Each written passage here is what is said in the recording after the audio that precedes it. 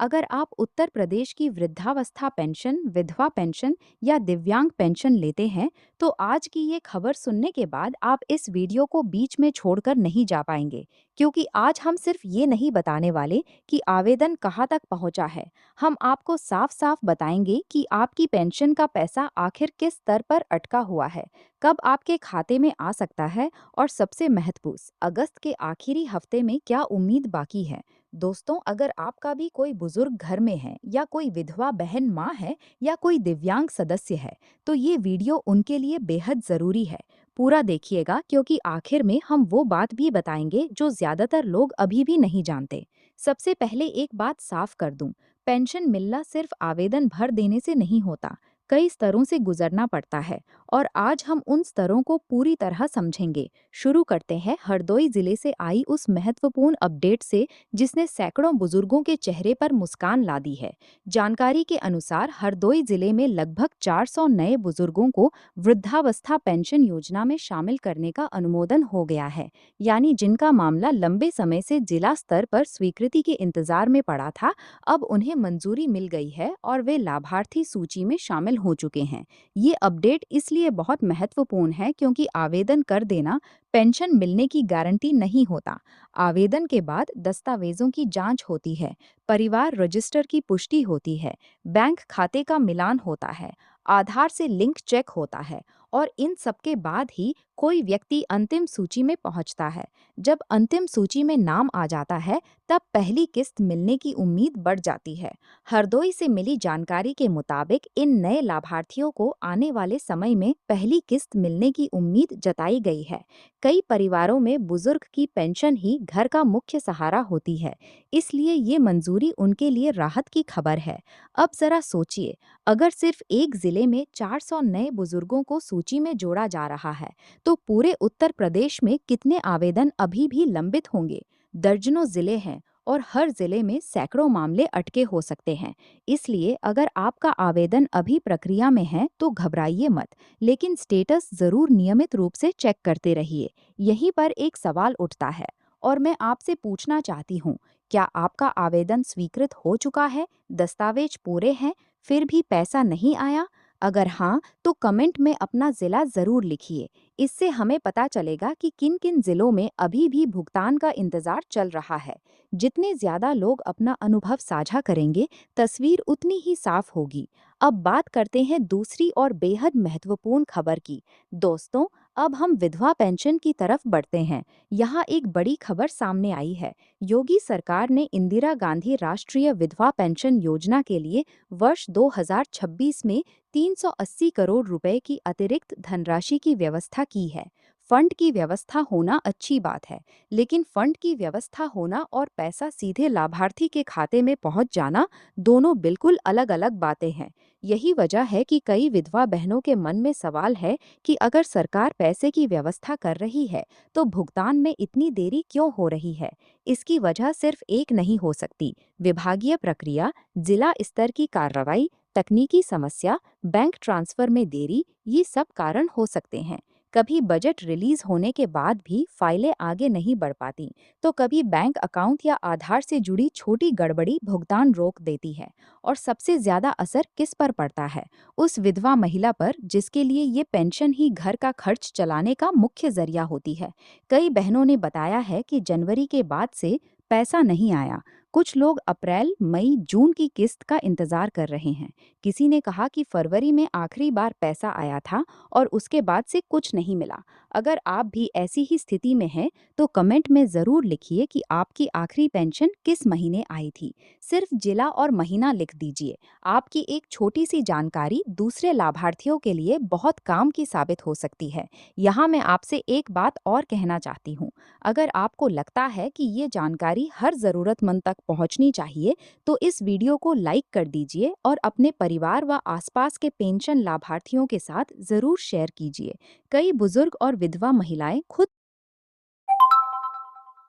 Social media पर सक्रिय नहीं होती। आप ही उनके लिए सही जानकारी का माध्यम बन सकते हैं। अब बात करते हैं उन लोगों की जिन्होंने हाल ही में आवेदन किया है। अगर आपने वृद्धावस्था पेंशन के लिए आवेदन किया है और आपका मामला अभी जिला स्तर पर है, तो सिर्फ ऑनलाइन स्टेटस देखकर ये मत मान लीजिए कि पैसा तुरंत आ जाएगा। पुराने या लंबित मामलों में विभागीय स्वीकृति और भुगतान प्रक्रिया पूरी होना जरूरी है। कभी कभी एक छोटी सी कमी, जैसे फोटो साफ न होना, मोबाइल नंबर अपडेट न होना या परिवार रजिस्टर की नकल न लगना, पूरी प्रक्रिया रोक सकती है। 2024 में आवेदन करने वाले कुछ लाभार्थियों से परिवार रजिस्टर की नकल और हाई स्कूल की मार्कशीट जैसे दस्तावेज भी मांगे जाने की बात सामने आई है। इसलिए अगर आपके मामले में कोई दस्तावेज मांगा गया है, तो उसे जल्द से जल्द पूरा कर लीजिए। दस्तावेज जमा करते समय रसीद जरूर लें और उसकी फोटो अपने पास सुरक्षित रखें। लेकिन ध्यान रखिए, हर लाभार्थी की स्थिति अलग हो सकती है। किसी और के स्टेटस या भुगतान को देखकर अपने मामले का निष्कर्ष न निकालें। अपना स्टेटस खुद नियमित रूप से चेक करें और जरूरत पड़ने पर संबंधित विभाग से संपर्क करें। अब हम दिव्यांग पेंशन की तरफ बढ़ते हैं। दोस्तों, दिव्यांग पेंशन लाभार्थियों के लिए भी अगस्त के आखिरी सप्ताह को लेकर उम्मीद जताई गई है। विभाग की ओर से कहा गया था कि 80 से 100% दिव्यांगता वाले पात्र लाभार्थियों की पेंशन महीने के अंत तक आने की उम्मीद है। अब देखना ये है कि वास्तव में भुगतान किस तारीख से शुरू होता है और कितने लाभार्थियों के खातों में रकम पहुंचती है। कई दिव्यांग भाई बहनों के लिए ये पेंशन सिर्फ आर्थिक सहारा नहीं है, ये उनकी गरिमा और आत्मनिर्भरता से भी जुड़ी हुई है। इसलिए आने वाले कुछ दिन उनके लिए काफी महत्वपूर्ण हैं।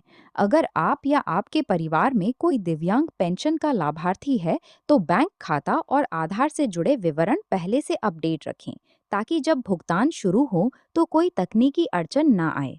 यहाँ एक बात साफ कर दूं, सोशल मीडिया पर कई बार अलग अलग तारीखें और रकम वायरल होती रहती हैं। किसी भी वायरल मैसेज को अंतिम सरकारी आदेश मानने से पहले आधिकारिक जानकारी से जरूर पुष्टि कर लें।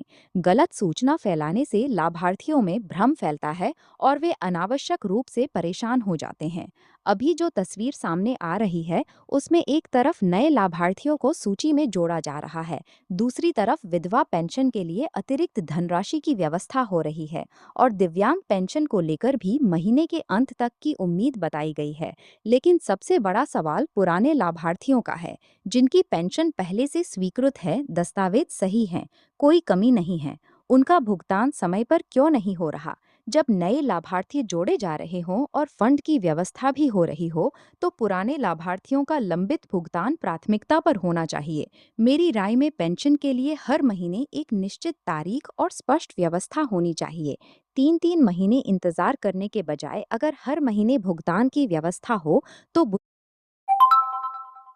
बुजुर्गों, विधवा महिलाओं और दिव्यांग लाभार्थियों को बार बार स्टेटस चेक करने या विभाग के चक्कर लगाने की जरूरत नहीं पड़ेगी।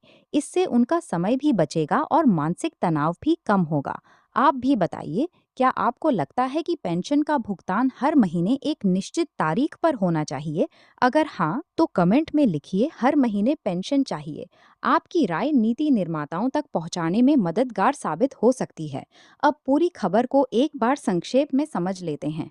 हरदोई में लगभग 400 नए बुजुर्गों को वृद्धावस्था पेंशन योजना में शामिल करने की मंजूरी मिली है। विधवा पेंशन के लिए 380 करोड़ रुपए की अतिरिक्त धनराशि की व्यवस्था की गई है। कई पुराने लाभार्थी अभी भी जनवरी, फरवरी या अप्रैल, मई, जून की किस्त का इंतजार कर रहे हैं। दिव्यांग पेंशन को लेकर अगस्त के आखिरी सप्ताह तक भुगतान की उम्मीद जताई गई है, खासकर 80 से 100% दिव्यांगता वाले पात्र लाभार्थियों के लिए। सबसे जरूरी बात यह है कि फंड की व्यवस्था और घोषणा के बाद वास्तविक भुगतान कब शुरू होता है। इसलिए आने वाले दिनों में भुगतान की स्थिति पर नजर रखना जरूरी है। साथ ही अपने दस्तावेज, बैंक खाता और आधार विवरण को अपडेट रखें, ताकि जब भुगतान प्रक्रिया शुरू हो तो कोई रुकावट न आए। अगर आपके खाते में पेंशन आ चुकी है, तो कमेंट में अपना जिला और पेंशन का महीना जरूर बताइए।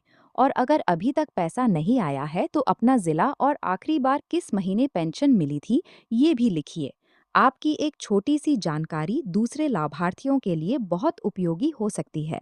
उम्मीद यही है कि सरकार और संबंधित विभाग लंबित भुगतान की समस्या को जल्द दूर करें और सभी पात्र वृद्ध, विधवा और दिव्यांग पेंशन लाभार्थियों को उनका पैसा समय पर मिले। फिलहाल सबसे ज्यादा नजर अगस्त के आखिरी दिनों और उसके बाद आने वाले भुगतान पर रहेगी। अगर ये वीडियो आपको उपयोगी लगा हो तो लाइक कर दीजिए। जरूरतमंद पेंशन लाभार्थियों तक इसे शेयर कीजिए और ऐसी महत्वपूर्ण अपडेट के लिए चैनल को सब्सक्राइब करना न भूलिए। बेल आइकन भी दबा दीजिए ताकि नई अपडेट का नोटिफिकेशन आपको तुरंत मिल जाए। आपका एक शेयर किसी जरूरतमंद तक सही जानकारी पहुंचा सकता है। धन्यवाद।